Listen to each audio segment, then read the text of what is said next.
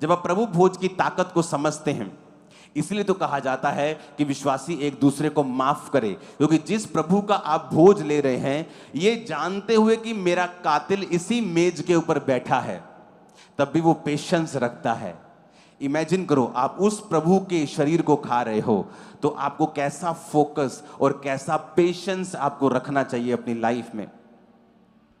और जब आप इस प्रभु भोज को समझ के लेते हो कि मेरे परमेश्वर ने सब कुछ जानते हुए भी, आंखों के सामने होते हुए भी अपना पेशेंस नहीं खोया, अपना आपा नहीं खोया, कहीं भी गाली नहीं निकाली, कहीं भी गुस्सा नहीं किया, तो परमेश्वर ने जब हम उसको जो ग्रेस हमें दी है कि हम उसी शरीर को खा सकते हैं, मैं आपको आज प्रॉमिस देता हूं, आप उस परमेश्वर के शरीर को आज खाओगे और उस परमेश्वर के लहू को आज पियोगे जिसमें इतना पेशेंस था।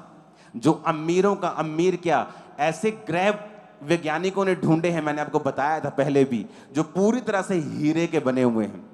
अगर उनको बेच दिया जाए तो इस धरती के ऊपर $100 की इतनी ढेरियां लगेंगी कि वो चंद्रमा तक पहुंच जाएंगी, ढेरियां इतनी होंगी। ऐसे ग्रह परमेश्वर ने बनाए हैं।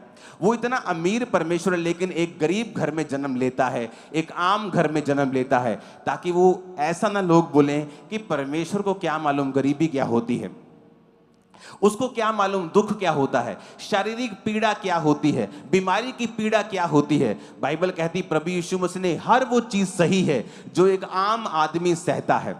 वो एक गरीब घर में, आम घर में जन्म लेते हैं, वो अपने पिता के साथ काम करते हैं, वही काम जो उनके पिता कारपेंटरी का करते हैं वही जीसस क्राइस्ट करते हैं, वही कोड़े वो खाते हैं, शारीरिक पीड़ा को सहते हैं। मानसिक पीड़ा इतनी थी परमेश्वर को, लोग बोलते हैं कि परमेश्वर को मानसिक पीड़ा कैसे हो सकती है। जानबूझ के यहोवा पिता ने उनको मानसिक पीड़ा से निकाला। क्यों?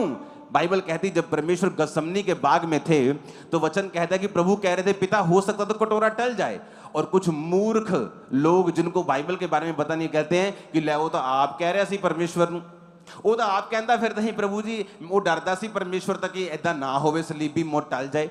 वो पीड़ा के बारे में यीशु मसीह नहीं कह रहे थे। यीशु मसीह इसलिए दुखी नहीं थे कि कल मुझे क्रूस उठाना पड़ेगा या मेरे को मार पड़ेगी। वो इसलिए दुखी थे, वचन कहता है जो काठ पर लटकाया जाएगा वो श्रापित है। वो जो काठ पे लटकाया जाता है वो श्रापित है। जब एक बंदा श्रापित हो जाता है तो वचन कहता है कि यहोवा परमेश्वर इतना पवित्र है कि वो श्रापित को देखता नहीं। तो यीशु मसीह को मालूम था कि कल जब मैं क्रूस पर चढ़ाया जाऊंगा तो कुछ देर के लिए पिता अपनी पीठ फेर लेगा, अपना मुंह मुझसे हटा लेगा और अपनी पीठ मेरी ओर कर लेगा। वो पीड़ा थी प्रभु यीशु मसीह के अंदर जुदाई की, कि परमेश्वर नहीं चाहते थे कि चाहे वो 2 पल हो, चाहे वो आधा घंटा हो, 5 मिनट हो, वो कुछ भी हो, कि मैं 1 सेकंड के लिए भी पिता से अलग ना हूं। ये परमेश्वर की पीड़ा थी। प्रभु कह रहे थे कि हे पिता हो सकता है तो ये कटोरा टल जाए, पर मेरी नहीं तेरी इच्छा पूरी हो। लेकिन प्रभु यहोवा ये चाहते थे कि प्रभु यीशु मसीह इस मानसिक पीड़ा से निकले।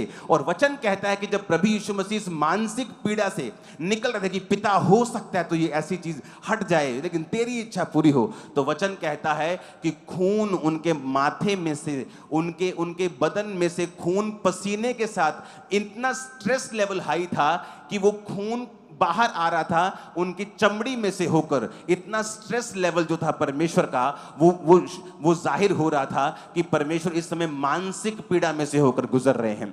अगले दिन वो शारीरिक पीड़ा से, आत्मिक पीड़ा से होकर गुजरे। उसने सारी पीड़ाएं सही, आम घर में पैदा हुए, गरीबी को देखा, दुखों को देखा, बीमारी को देखा। जब बाइबल कहती है कि उन पर कोड़े बरस रहे थे तो बाइबल कहती है उसकी सुंदरता आदमियों के जैसी नहीं रह गई थी, उसको पेन हो रहा था। हर एक चीज परमेश्वर ने सह ली थी।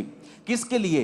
आपके लिए। और जब आज आप उस भोज को खाते हैं, उस लहू को पीते हैं, आप एक तो जीसस क्राइस्ट के जैसा स्वभाव अपने अंदर पाते हैं। आप स्ट्रांग लाइफ को फील करेंगे कि आपकी स्पिरिचुअल लाइफ स्ट्रांग हुई है और ताकतवर हुई है। आप जीसस के जैसा पेशेंस पाएंगे, जीसस के जैसा फोकस पाएंगे, जीसस के जैसी दलेरी भी आज आपके अंदर आएगी। और मैं आपको बता